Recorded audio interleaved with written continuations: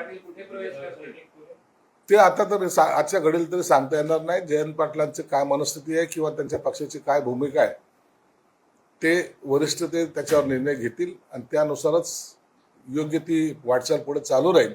परंतु मला आतापर्यंत त्यांच्या राजकीय काय चर्चा झाल्यात याबद्दलचं कोणतंही माहिती नाही. पण जयंत पाटील 8 दिवसात पक्ष सोडतील का हो? त्याबद्दलची कोणतीही माहिती आमच्याकडे नाहीये. त्यावर जो काय चर्चा झाल्यात का नाही किंवा काय चर्चा झाल्यात याबद्दल वरिष्ठ नेते निर्णय घेतील. सर, या चार्ज खात्यावरून दिल्लीमध्ये एकनाथ शिंदे यांनी जी अमित शहाची भेट घेतली, अर्थ खातं राष्ट्रवादीला जाऊ नये ते शिवसेनेला मिळावं अशा देखील चर्चा दिल्लीच्या राजकारणात. आता ह्या सगळ्या चर्चा चालत राहणार आहे. कोणतं खातं कुणाला जावं, कोणी काय घ्यावं. प्रथमतः यांचं काही मनोमिलन होतंय का याच्याकडे लक्ष द्या ना. जर ते झाल्यानंतरच जर त्याच्या गोष्टी आहेत म्हणून आता त्याच्यावर भाष्य करणं योग्य नाही. सोनम वांगचूक यांचं दिल्लीला आंदोलन सुरू आहे. 18 दिवस उपोषण झाले. आता उद्धव ठाकरे आणि राज ठाकरे पण एकत्र येत त्यांना पाठिंबा देणार आहे. शिवाजी पार्कवर रविवारी सभा घेत आहे. दिल्लीला जे उपोषण चालू आहेत जवळपास 17वा-18वा दिवस आहे, 20वा दिवस आहे. त्यांची तब्येत खालावली चाललेली आहे आणि त्याच्यावर हायकोर्टाने सुद्धा काही सूचना दिलेल्या सरकारला. सरकार त्या सूचनेची अंमलबजावणी करत आहे. परंतु मला असं वाटतं की या आंदोलनातून काहीतरी तोडगा हा निघाला पाहिजे. त्यांची प्रकृती खराब होणं हे योग्य नाही आहे आणि त्यानुसार सरकार सुद्धा पावलं उचलेल अशी अपेक्षा आहे. तुमच्या पक्षाची अधिकृत भूमिका काय आहे त्यांच्या उपोषणात? आमची भूमिका हीच आहे की याच्यातून सकारात्मक मार्ग निघावा, केंद्राने पण याच्यात हस्तक्षेप करावा आणि हे आंदोलन आता थांबवावं. लाडक्या बहिणीला तुमची महत्वाकांक्षी योजना होती. अनेक लोक गाळले आणि आता त्यात ती साडी देण्यात येत होती म्हणतायत. तो पण बंद केला. वस्त्रोद्योग विभागानं त्याबाबत शासन निर्णय काढलाय. याबद्दलची काही माहिती माझ्याकडे तरी नाही आहे. त्या खात्याच्या संदर्भात काय काय निर्णय झालेत ते त्यांना चौकशी करून मी नंतर सांगेन. पुढच्या 1.5 महिन्यात राज्यात आणि केंद्रात मोठे फेरबदल होणार आहेत आणि त्याचा परिणाम म्हणजे राज्याचे राजकारण होणार आहे. ज्या पद्धतीनं एकनाथ शिंदे आणि देवेंद्र फडणवीस दिल्ली वारी वाहत आहेत. हे बघा, केंद्रामध्ये जे काही राजकीय वारे आता सध्याला वाहत आहेत ते आपण सर्वजण पाहत आहेत. आपण जाणकार आहात. कोण कुणाला भेटतंय, कोणी कुणाशी काय पाठिंबा दिला, काय या सगळ्या घडामोडी ज्या आहेत याला वेग येतो. आणि जेव्हा दिल्लीमध्ये राजकारणामध्ये काही बदल होण्याची शक्यता असते त्या टायमाला त्याचा परिणाम निश्चित राज्यावर होतो.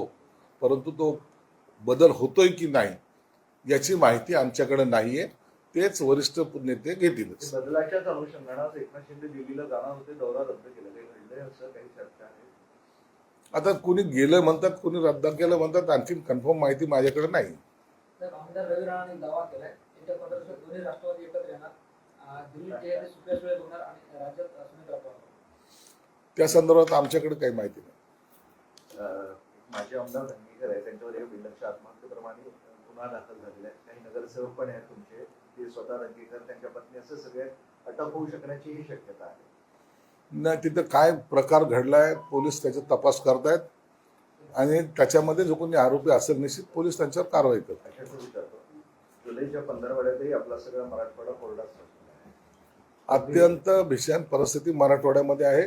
त्याचप्रमाणे विदर्भामध्ये सुद्धा आहे. आताही हवामान खात्याचा जो काही अंदाज आहे 23च्या नंतर तुरळक प्रमाणात पाऊस पडण्याची शक्यता आहे. म्हणजे दाट पाऊस कुठेही पडणार नाही असं हवामान खात्याने जे काही वर्तवलेलं आहे ते कॅबिनेटमध्ये त्याच्यावर चर्चा झालेली. म्हणून भविष्यामध्ये मराठवाड्यामध्ये भीषण दुष्काळ पडण्याची शक्यता आहे. सरकारने आतापासूनच त्याच्यावर उपाययोजना ह्या केल्या पाहिजेत आणि त्या पद्धतीने सूचना मुख्यमंत्र्यांनी सर्वांना दिलेल्या आहेत. लोकल प्रश्न आहे. तुमचे 9 निवडून आले होते जिल्हा मध्यवर्ती बँकेत. भाजपचे 6 आले होते. आता त्यांनी 3 आयात केलेले आहेत. अध्यक्षपदावर ते दावा करतायत आणि शिवसेनेचाही दावा होता. काय निर्णय होणार?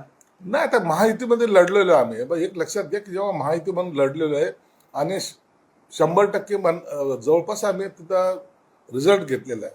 त्यात शिवसेनेचे 9 आहेत, भाजपचे 7 आहेत, राष्ट्रवादीचे 2 आहेत. म्हणून आमचा चेअरमन जरूर बरेल. परंतु जर संख्याबळ पाहता शिवसेनेला चेअरमनशिप मिळालं पाहिजे ही रास्त भावना आणि योग्य भावना ही आम्ही मुख्यमंत्र्यांच्याही कानी टाकलेली आहे आणि स्थानिक लोकांनाही माहिती की सेनेलाच चेअरमन पद हे मिळालं पाहिजे. तुम्ही चेअरमन होणार नाही, मी चेअरमन होणार नाही. नाही ते त्यांचं काय इच्छा आहे मला माहित नाही, परंतु मी कोणत्याही चेअरमनशिपचं पद मी घेणार नाही. सामाजिक